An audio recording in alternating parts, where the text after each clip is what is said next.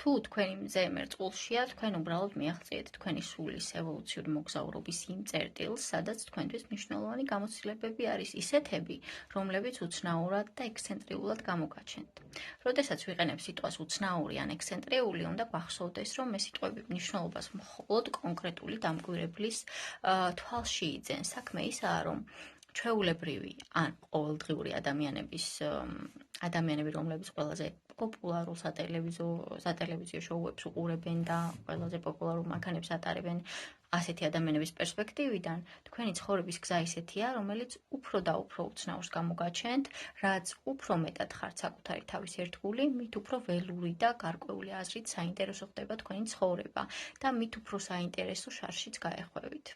ეს რთულად ჟღერს და მრავალი თვალსაზრისით ასეც არის, მაგრამ ასევე მინდა ხაზი გაუსვა, რომ ნორმალური ცხოვრება, გაკვლეულ გზაზე სიარული უბრალოდ ჩააქროვდა მზეს თქვენში. თქვენ დაგეუფლებოდათ ისეთი ნაცრისფერი მოღრუბლული დღის შეგრძნება, რომელიც სამუდამოდ გაგრძელდებოდა, რასაც ჩვენ სევდას უწოდებთ. ეს თქვენთვის სიცარიელე იქნებოდა იმ გზაზე, რომელზეც თქვენ გახართ, თქვენ სუნთქავთ ინდივიდუალობის თხელს, უბთაცივ ჰაერს და ინდივიდუალიზაცია, რაც ცოტა პრეტენზიულად ჟღერს, სინამდვილეში მერწყულის არსია და ნიშნავს გახდე საკუთარი თავი, გახდე ის, ვინც ხარ.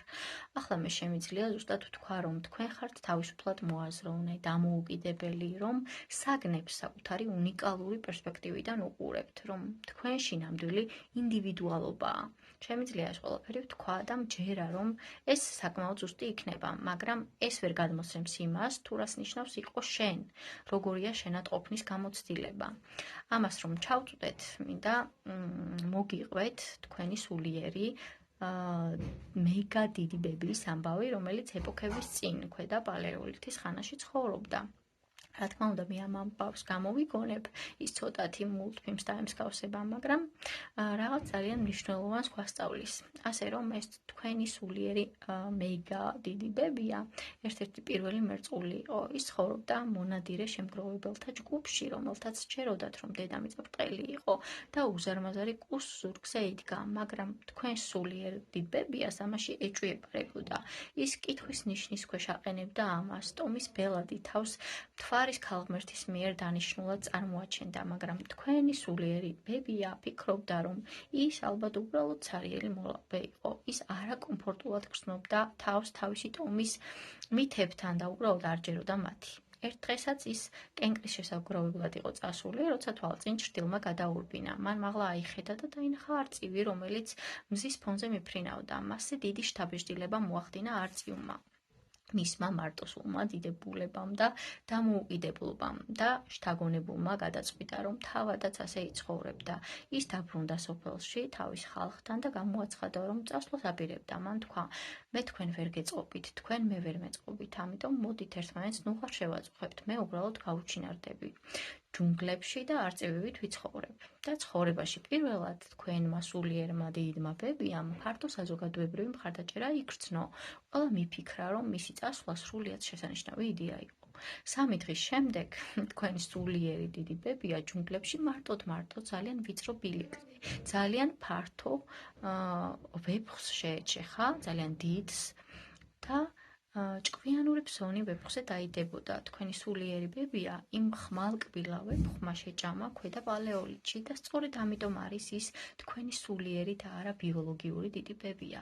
ჭეშმარიტად დამოუკიდებელი ადამიანები დიდი ხნის წინ ვეფხვებმა შეჭამეს, რაც დაგვრჩა არის სახეობა, რომელიც უაღრესად ურთიერთდამოკიდებულია. როგორც იცით, ჩვენ ერთმანეთს ვეწინააღმდეგებით, მაგრამ სინამდვილეში ადამიანები კოლონიაში მცხოვრებ ჭიანჭველებს ან სკაში მყოფ ფუტკრებს გვანან. ჩვენგან 50 რომ შეიკრიბოს და ვეფხვის პრობლემის გადაჭრაზე ილაპარაკოს, იმ ვეფხვის სერიოზული პრობლემები შეექმნება. ისიც თქმაც მინდა არის ის, რომ ჯოგური ინსტინქტი, ტომობრივი ინსტინქტი მჭიდროდ არის დაკავშირებული გადარჩენის ინსტინქტთან. ეს გადარჩენის ინსტინქტი ალბათ ყველაზე საბაზისოა, რაც გაგვაჩნია. მერწყულებისთვის კი თითქოს ღმერთმა კოსმიური ტრამპლინის ბოლომდე მიგიყვანათ და გითხრათ, მე გთხოვ დაცლიო ტომობრივი ინსტინქტი, მე გეპატიჟები, რომ იყო საკუთარი თავი. ახლა ტრედი რომ ჩავსვათ პატარა ყუთში და ფსიქოლოგიის მეცნიერების სახელით ვაწამოთ და დავამატებ საბედნიეროდ ჩიტისთვის ეს მხოლოდ აზრობრივი ექსპერიმენტია და ჩვენ ღვთის არც ერთ ქმნილებას არ ვაწყენინებთ. ასე რომ სვავთ ამ ტრედს ყუთში და ვცდილობთ მას მარცხნივ გაფართხალების ჩვევა განუვითაროთ. მოთმინებით ველოდებით და ცოტა ხნის შემდეგ ის შემთხვევით მარცხნივ გაიფართხალებს.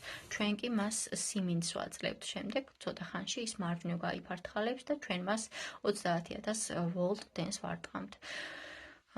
და მალე ჩვენ გვყავს მტრედი, რომელიც სულ მარცხნივ იფართხალებს. ამას ოპერანტული განპირობებულება, ანუ პოზიტიური და ნეგატიური განმტკიცება ეწოდება. და თუ ეს მუშაობს მტრედის პატარა ტვინზე, წარმოიდგინეთ, რა კარგად მუშაობს თქვენზე. ამის ფონზე იმ კონტრაქტში, რომელსაც თქვენ პირველივე ამოსუნთქვისას მოაწერეთ ხელი, 2 პუნქტია. პირველი პუნქტი, ყოველთვის როცა გადავწყვეტ ვიყო საკუთარი თავის ერთგული, დავისჯები, გამაკრიტიკებენ, არასწორად გამიგებენ. მეორე პუნქტი, ყოველთვის როცა გადავწყვეტ ვუღალატო საკუთარ თავს, პატივს მცემენ და გამიმასპინძლდებიან, მომილოცავენ გონს მოსვლას, შემომთავაზებენ ფულს, ფინანსურ უსაფრთხოებას, სექსუალურ დაკმაყოფილებას და პატივისცემას. მთლიან პაკეტს. დაფიქრდით, რას უზამდა ეს მტრედს. დაფიქრდით, რას გიზამთ ეს თქვენ. თქვენი გზა ისეთია, რომელიც გაუთავებლად გაშორებს ამ მეინსტრიმს. კიდევ ერთხელ ვიტყვი, თქვენნაირი ადამიანები რომ არ არსებობდნენ, სამყარო ძალიან სტატიკური იქნებოდა. თუ ამაზე დავფიქრდებით, გავაცნობიერებთ იმ როლს, რომელსაც თქვენ თამაშობთ სამყაროში. თქვენნაირი ადამიანები რომ არა, ჩვენ დღესაც ფარაონისთვის ქვებს ვეზიდებით და მორიგ პირამიდას ავაშენებდით. თქვენ ხართ რაღაცა ადამიანი, უჯრედი, მუტანტი სიცოცხლის სხეულში. ეს ამის აღწერის ერთადერთი გზა ცოტა უცნაურად ჟღერს, მაგრამ მუტაციის გარეშე ევოლუციის ალბათობა არ იარსებებდა. ბევრი რამ, რაც დღეს უჩვეულოს ხვდის, 10 ან 50 წლის შემდეგ თქვენი და თქვენი მერწული დებისა და ძმების წყალობით მეინსტრიმი გახდება. თქვენ აბსოლუტურად კრიტიკულ როლს ასრულებთ საზოგადოების ევოლუციაში, მაგრამ შინაგანად ამას შეიძლება ხშირად დაძაბულად და ისე გაგრძნობინოთ თავი, თითქოს არსად ჯდებით. ახლა თუ საკუთარი თავის ერთგული ხართ, თქვენ ამ გზას მიყვებით, ეს არის მდიდარი, საინტერესო და მრავალფეროვანი ცხოვრება, გამოცდილებების ცისარტყელა და თქვენ უდიდესი წვლილი შეგაქვთ ტომის განვითარებაში, რაც გარკვეულწილად დამამშვიდებელია, მაგრამ თუ ამ ზეწოლას დანებდებით, რაც გასაგებია და იცხოვრებთ უფრო ნორმალური ცხოვრებით, მაშინ დაიწყებთ მის მიმართ ინტერესის დაკარგვას. თქვენი გარეგნული პიროვნება მიმზიდველი და კომფორტული გამოჩნდება. ადამიანებს მოეწონებით, მაგრამ რეალობა ისაა, რომ შინაგანად თქვენ ყველაფრისგან შორდებით. შემდეგ ადამიანები თქვენკენ მოილტვიან, მაგრამ თითქოს შუშის ან ყინულის კედელს ეჯახებიან. მაშინ განჩნდება იდეა, რომელსაც ხშირად პოპულარულ ასტროლოგიურ წიგნებში ვკითხულობთ. თქვენ მილიონი მეგობარი გყავთ, მაგრამ თუ ვინმე დაახლოება შეეცდება, აღმოაჩენს, რომ ცოტა განცალკევებული, ცივი ან შორეული ხართ. ეს სულაც არ არის აუცილებელი, სულაც არ უნდა იყოს სიმართლე, ეს მხოლოდ მაშინ ხდება, როცა იმ გზასად გახართ, რომელიც სხვებმა დაგიწერეს და ხას უსვამეს თქვენი გზა არ არის. იმ გზას, რომელზეც თქვენ გახართ, რუკა არ აქვს, რუკას თქვენ ქმნით. ყველაფერი დამოკიდებულია იმაზე, რომ მიყოთ საკუთარი თავის ერთგული, უსმინოთ საკუთარ გულს და გააცნობიეროთ, რომ არავის მოწონება არ გჭირდებათ, რას ფიქრობენ სხვები თქვენზე, თქვენი საქმე არ არის. თქვენი დევიზი მარტივია, მე ვარ ის, ვინც ვარ. თუ ეს მოგწონთ, შესანიშნავია და თუ არ მოგწონთ, ეს საინტერესოა. ასე რომ მერწულში მზით, თქვენ გაქვთ არჩევანი.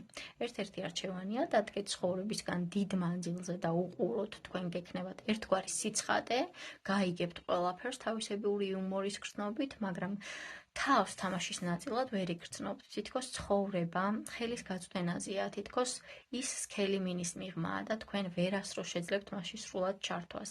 არ გჯერათ ტომის მითების, მაგრამ ამავდროულად ნამდვილად არ ფლობთ საკუთარ ცხოვრებას. ეს ვარიანტია და შეგიძლიათ ასე მოიქცეთ.